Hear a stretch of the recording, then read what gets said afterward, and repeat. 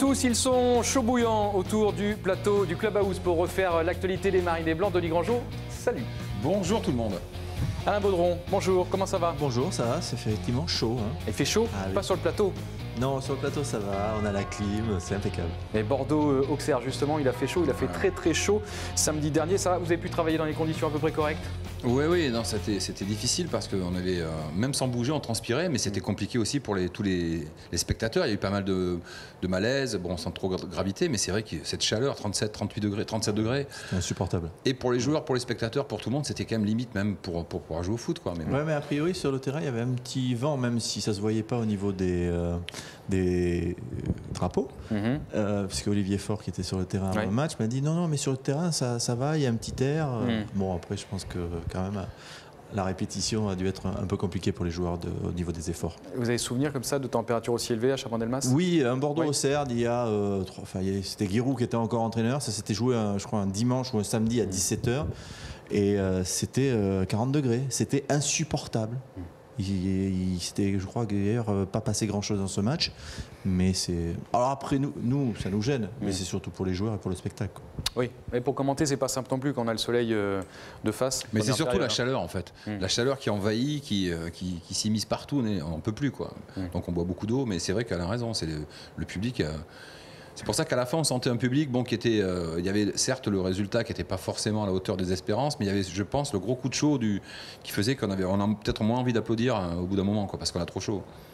Il y a eu interruption du match. L'arbitre a dû interrompre comme c'était programmé. Comme c'était programmé. Des pauses fraîcheurs. C'est intervenu juste après l'ouverture du score de Bordeaux, vers la 23e minute, puisque c'était à moitié de mi-temps.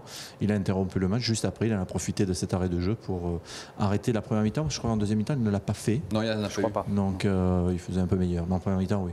Déception encore au niveau du résultat, même si c'est un match nul, ce n'est pas une défaite. Encourageant une fois encore dans le jeu. On a le sentiment qu'on se répète un peu là depuis, c'est déjà depuis 3 émissions. C'est déjà 4 points de perdus à domicile. On en a perdu 27 l'année dernière.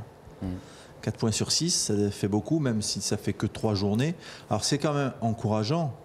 C'est qu'on a vu plus de choses en 3 matchs au niveau du jeu qu'en 38 l'année dernière. Donc au moins il y a ça, au moins il y a le contenu. Après il y a tout ce qui va et tout ce qui ne va pas, c'est-à-dire qu'on ne marque pas suffisamment de buts.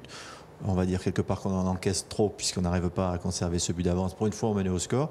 Mais moi je pense que c'est quand même plutôt encourageant ce que l'on voit.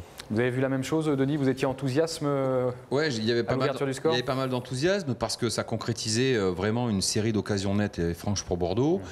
Donc pour ça c'est bien, mais il y a encore ce côté, encore une fois, c'est pas passé sur une occasion.